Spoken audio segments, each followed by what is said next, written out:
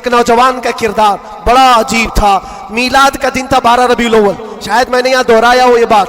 میں ٹرین سے اتر رہا تھا, ایک نوجوان مجھ سے کہنے لگا, حضرت میں چاہتا ہوں کہ آج حضور کی بارگاہ میں کوئی اچھا تحفہ پیش کروں. ساتھ جھنڈے, کمکمے, مٹھائیاں سب لگا کر کے تو تحفے پیش کرتے. اس نے کہا میں کچھ ایسا کرنا چاہتا ہوں حضور پاک صلی اللہ تعالیٰ علیہ وسلم کو خوشی ہو.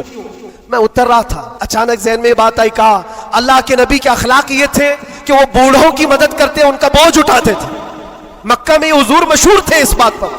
ہم اتر رہے ہیں, دیکھو ٹرین سے کوئی بوڑھا اتر رہا, اس کا سامان اٹھا کر پہنچا دو, سنت ہے یہ بھی. اور آج 12 ربیع الاول ہے, تم حضور کی بارگاہ میں خراج عقیدت پیش کر. یہ بات کہا اور میں گزر گیا. وہ جوان ایک بوڑھی عورت 2 بڑے بڑے شاپر لے کر آ رہی تھی, اس کے پاس گیا اور کہا کہ اماں جی مجھے دو, میں اٹھاتا ہوں. وہ پہلے تو گھبرائی, کہا کہ تو کیوں اٹھائے گا, تو کولی ہے کیا ہے, میرا سامان کیوں نہیں دوں گی. نہیں دے رہی تھی. اور کیوں دے اجنبی کو کوئی. اس نے اصرار کیا, اماں جی دے دو اٹھا لوں گا.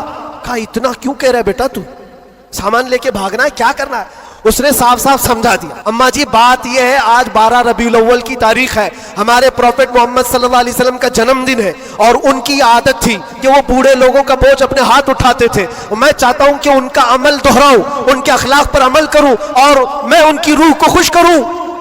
بوڑھی کے دل میں بات آ گئی. کہا لے لے بیٹا, تو تیرے نبی کی بات کر رہا ہے, آج تمہارا کوئی تہوار کا دن ہے, یہ کرنا ہے تو کرو. وہ شاپ پر لے کر کے گیا, اس کو جہاں تک پہنچانا تھا پہنچایا. یہ بات آئی گئی, گزر گئی.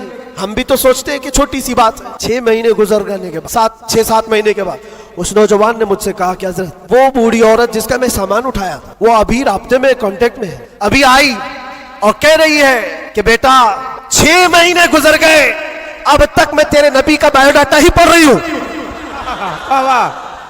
اب تک میں ان کے اخلاق ہی پڑھ رہی ہوں. کہا کیوں؟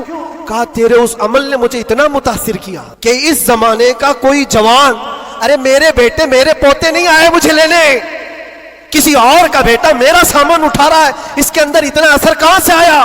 اور جب تو نے بتایا تیرے نبی کے عمل ہے, میں نے سوچا کہ اس نبی کو کیوں نہ پڑھوں. پڑھتے پڑھتے میں اس مقام پر پہنچ گئی. بتاؤ تیرا نبی کہاں ہے, میں بھی جاؤں غلامی میں شامل ہو جاؤں.